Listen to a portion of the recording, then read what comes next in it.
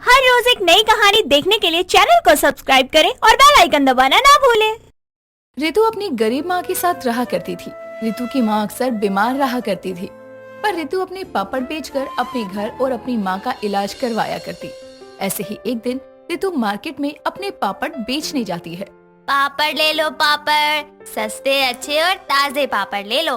पापड़ pure सूजी के पापड़ ले लो।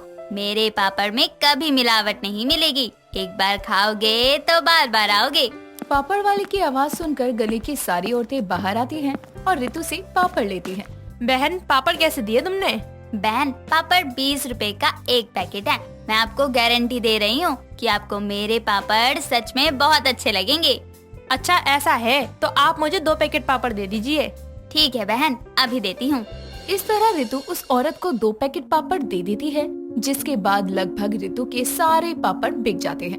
ये देख रितु खुश होती है और खुशी से वो खुद से कहती है, अरे वाह, आज तो सारे पापड़ बिक गए और आज अच्छी कमाई भी हो गई। मैं जल्दी ही घर जाकर दोबारा पापड़ बना सकती हूँ, ताकि मैं कल और ज्यादा पापड़ के पैकेट ला सकूँ। अगर मैं ऐसा करूँगी तो क्या पता मेरी और अच्छी कमाई हो जाए। ज्यादा पापड़ बनाकर ज्यादा पापड़ बेचने की चाह में रितु अब जल्दी घर आती है और सूजी द्वारा अपने पापड़ बना देती है और खाट पर सुखाने लगती है। इतने सारे पापड़ देखकर रितु की माँ रितु से कहती है, रितु, तुम आज इतने सारे पापड़ क्यों बना रही हो? और तो और आज तुम पापड़ बेच के बहुत जल्दी घर आ गई। सब ठीक तो है ना बेटा? हाँ माँ, सब ठीक है। और आपको पता है आज मैं जल्दी क्यों आई हूँ? नहीं बेटा, मैं वही तो तुझसे पूछ रही हूँ कि आखिर तू इतनी जल्दी क्यों आ गई और घर आकर सीधा पापड़ बना रही है। आखिर क्या बात है?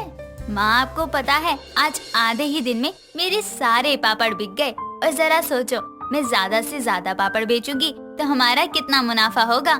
रितु की बात सुनकर रितु की माँ खुश हो जाती है और वो भी अब रितु की मदद करने लगती है। ऐसे ही समय बीतता है। रितु अपने पापड़ों को एक चौराहे पर बेचने लगती है। रितु के पापड़ दिन प्रतिदिन बिकने लगते हैं। ऐसे ही एक दिन रितु अपने चौराहे पर खड़ी होकर पापड़ बेच रही थी। तभी वहाँ पर एक बहुत अमीर आदमी आता है और उससे पापड़ खरीदते हुए कहता है, ए लड़की, ये पापड़ कैसे दिए तूने? साहब, 20 रुपए का एक पैकेट देती हूँ मैं।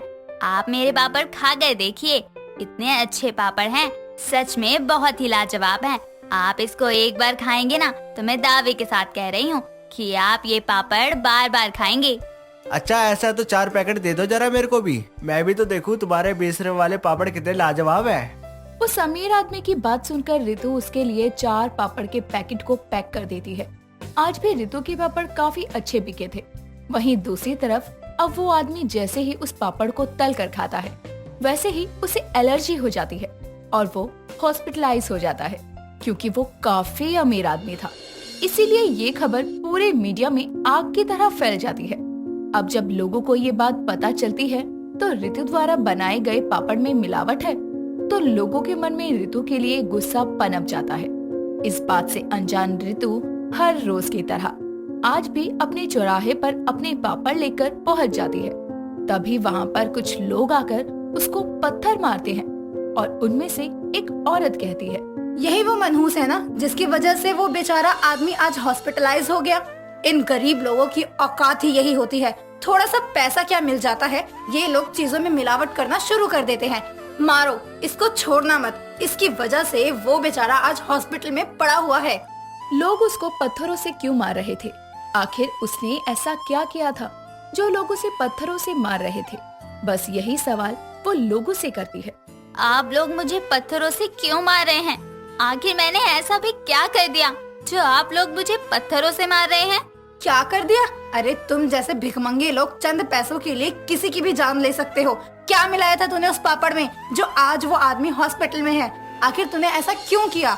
क्यों मिलावट करी तूने उस पापड़ में? क्या हम लोग तुझसे पापड़ नहीं लेते थे या फिर तुझे इस गांव से निकाल रहे थे? मैंने कोई मिलावट नहीं की है, पर मुझे नहीं पता वो आदमी हॉस्पिटल क्यों गया और क्यों एडमिट हुआ। ऐसा भी तो हो सकता है ना कि उसे कोई एलर्जी हो। एक तो चोरी, ऊपर से सीना चोरी। देख रहे हो भाई और बहनों, कैसे जुबान लड़ा रही है मिलावट करके। लोगों का आक्रोश रितु को लेकर बढ़ता जा रहा था।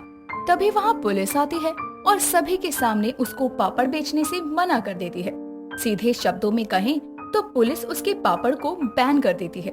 बेचारी गरीब पापड़ वाली के पास अब कोई चारा नहीं बचा था और वो उदास होकर अपने घर चली जाती है। रितु को उदास देखकर रितु की माँ उससे कहती है, क्या हुआ रितु, तू इतनी उदास क्यों है? कोई बात है क्या? माँ, सब खत्म हो गया। पर हुआ क्या बेटा, कुछ तो बता। रितु अब अपनी माँ को सारी बात बताती है। ये सारी बातें सुनने के बाद रितु की माँ को बहुत बुरा लगता है, पर अब वो करती भी तो क्या करती, उनके पास कोई और दूसरा चारा नहीं था। पर फिर भी रितु की माँ उसे संभालते हुए कहती है, बेटा तू फिक्र मत कर, अगर भगवान एक रास्ता बंद करता है तो दूसरा रास्ता जरूर खोलता है, और क्या पता उन्होंने हमारे लिए कुछ अच्छा सोचा हो। रितु कुछ नहीं बोलती और चुपचाप अपने कमरे में चली जाती है। ऐसे ही दिन बीतने लगते हैं और एक दिन रितु के घर के आगे एक बड़ी सी कार आकर खड़ी होती है। उसमें से एक बहुत अमीर लड़का निकलता है और रितु की माँ से कहता है, नमस्ते आंटी जी, क्या ये रितु का घर है? हाँ, पर आप कौन हैं और मेरी बेटी के बारे में क्यों पूछ रहे हैं? आंटी जी, मैं वीर हूँ और मैं रितु को काफी समय से ढूंढ रहा हूँ। आखिरकार मुझे रितु का एड्रेस मिल ही गया। मुझे उससे मिलकर बात करनी है। अगर आप मेरी बात रितु से करवा देती तो आपकी बहुत मेहरबानी होती। वीर रितु की माँ से बातें कर ही रहा था कि तभी वहाँ रितु आवाज लगाते हुए आती है। माँ, कौन है? बेटा ये कोई वीर है और तुझसे मिलने की बात कर रहा है। जी कहिए, मैं ही रितु हूँ। रितु जी, मैं एक पापड़ की कंपनी से आया हूँ और मेरी कंपनी को हाथों के बने पापड़ों की रेसिपी चाहिए। साथ ही मैंने एक बार आपसे पापड़ खरीदा था और जब मैंने उस पापड़ को खाया ना तो वो मुझे बहुत टेस्टी लगा। मैंने ऐसे पापड़ कभी नहीं खाए। अगर आप मेरी कंपनी में अपना सहयोग दे तो। आप यहाँ मेरा मजाक बनाने आए हैं? अगर आप इसलिए यहाँ आए हैं तो आप जा सकते हैं। नहीं नहीं रितु जी, मैं आपका मजाक क्यों बनाऊंगा। मुझे सच में आपसे हाथ मिलाना है। मैं चाहता हूँ कि आप मेरी कंपनी में पार्टनरशिप में काम करें। मेरे बनाए हुए पापड़ बैन हो गए हैं, क्या आपको ये नहीं पता? रितु के पापड़ बैन हुए हैं पर काम नहीं। कोर्ट की तरफ से कोई नोटिस नहीं आया था और न ही आपकी कोई कंपनी थी जो बैन होने के बाद अब उसको दोबारा नहीं चला सकती हो। आपके पास एक सुनहरा मौका है रितु जी। मैं आपको सोचने का समय दूंगा। ये मेरा नंबर रख लीजिए। जब आपको लगे कि आपको मेरे साथ काम करना चाहिए तब आप मुझे कॉल कर लेना। इतना बोलकर वीर वहाँ से चला जाता है, पर उसकी बात सुनकर रितु की माँ रितु से कहती है, रितु बेटा उसके साथ हाथ मिला ले। घर आई लक्ष्मी को चौखट से वापस नहीं करना चाहिए, इसीलिए तू उससे हाथ मिला ले। रितु अपनी माँ की ये बात सुनकर सहमत हो जाती है और वो वीर को कॉल करके कहती है, हेलो वीर, मैं आपके साथ काम करने के लिए तैयार हूँ। ठीक है, तो मैं कल आपको लेने के लिए आता हूँ और अपनी कंपनी भी दिखाता हूँ। अगले दिन अब वीर रितु के घर आता है और उसको अपनी कंपनी दिखाता है। साथ ही अपने सभी कारीगरों को ये कहता है कि वो कंपनी की दूसरी ऑनर है। इस तरह रितु भी उस कंपनी में अपना बेस्ट देने लगती है। समय गुजरता है और समय के साथ साथ रितु और वीर की कंपनी आसमान छूने लगती है। जब से रितु आई थी, वीर की कंपनी दिन दोगुनी और रात चौगुनी तरक्की कर रही थी। साथ ही वीर को रितु से प्यार हो जाता है और आने वाले कुछ ही महीनों में वीर रितु से शादी कर लेता है और इस गरीब पापड़ वाली की किस्मत चमक जाती है। दोस्तों, अगर आपको ये कहानी पसंद आई तो इसे लाइक करें, शेयर करें और कमेंट करके बताएं कि कहानी में आपको सबसे अच्छा क्या लगा।